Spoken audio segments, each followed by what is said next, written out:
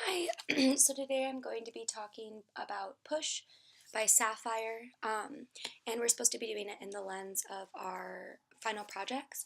For my final project, I'm kind of taking an overarching theme and I'm using close reading or literary analysis to apply it to the book, so I'm going to do that in Push as well.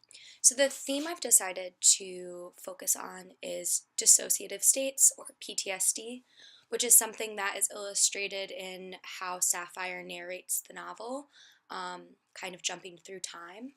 And I found there's a bunch, but I found two separate sections I did really want to focus on. The first is on page 21, and we go into Precious narrating what happened to her. It's at the end of the page and it said, I'm 12. No, I was 12 when that shit happened. I'm 16 now. And here we can see how she starts off with, I'm 12. There's not necessarily a moment where she considers herself not to be at that time of the assault, not that at that time of the pregnancy. Because when you have dissociation, when you have PTSD, often time is meaningless because of flashbacks. So it might be a little bit unorthodox, but I thought I wanted to apply some of my close reading techniques to the words dissociation and PTSD to further understand what's going on. So, dissociation, according to dictionary.com, is the disconnection or separation of something from something else, or the state of being disconnected. The splitting of a molecule into smaller molecules, or separation of normally related mental processes, resulting in one group functioning independently from the rest, which often happens. You have your normal self, somebody that goes to school, as Precious does, who takes care of children, who lives in a halfway house, and then you have a person that can reflect on trauma, and that person often is ageless. So I'm 12. No, I was 12 when that shit happened. Because when you think about it, there is no difference. And of course, PTSD, although we're familiar with it, I think a lot of times people think about it in terms of veterans instead of survivors of other types of trauma, which, of course, PTSD is a disorder that develops in some people who have experienced a shocking, scary, or dangerous event, and that's from NIMH. So, if you tracked the word remember throughout all of Push, it would be innumerable. I mean, not innumerable, you can always track it, but it's a lot because we're always reflecting with Precious.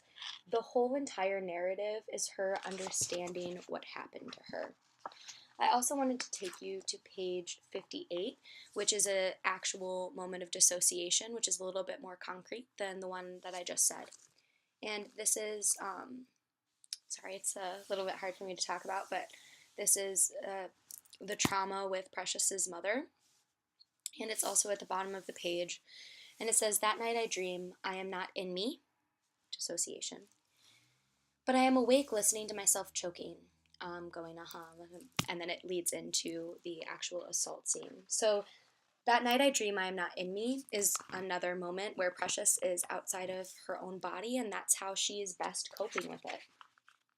It takes a while for Precious to understand what is happening to her isn't normal, and a lot of the time she's like, oh, this isn't my real dad, like I'm outside of my body, I am 12, no, I'm 16, and the narrative is very disjunct to illustrate, in my opinion, and what I think Sapphire is truly trying to do, the disconnect that survivors of childhood trauma experience, because it's kind of like a crazy puzzle piece that you then are like, oh, I remember this. I remember being outside of my body and choking on something. What was I choking on? Well, it was actually my mother because she was assaulting me. Oh, this isn't my dad, but he is my dad. How does that connect? And it kind of all culminates for me, especially. Whew, so hard to talk about this. On page 68, when we finally see Precious's realization, which is, I think I was rape, and that's in the middle. And yeah, it's just, it's really hard. When you think it happened, it did happen. I always reflect on that. If you believe you were molested, you probably were, because neurotypical normal people don't have those types of thought processes. I just love the way Sapphire is illustrating survivorhood in kind of a timeless way. Like, of course it's timeless, but like in a way where sometimes I'm 12, sometimes I'm 16, sometimes I realize it's my dad, sometimes I don't. And for me as a survivor myself, it really resonates in a way that is extremely difficult to process, but I really did my best here despite it being hard. Sorry, it maybe wasn't my best close reading ever, but it's what I could do with my skill set. So thanks for listening. Yeah, Push by Sapphire. Crazy times.